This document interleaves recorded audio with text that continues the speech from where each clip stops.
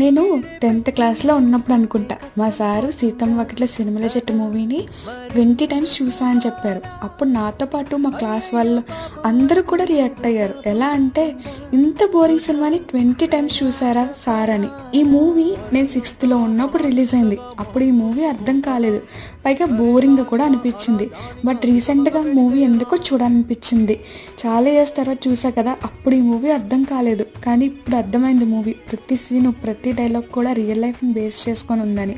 నాకు ఇప్పుడు కూడా మూవీ ఎప్పుడన్నా లో ఫీల్ అయితే మళ్ళా చూడాలనిపిస్తుంది. మూవీ ఇప్పుడు అర్థమవుతుంది మా సార్ అప్పుడు ఎందుకు 20 సార్లు చూసారా అని చెప్పి.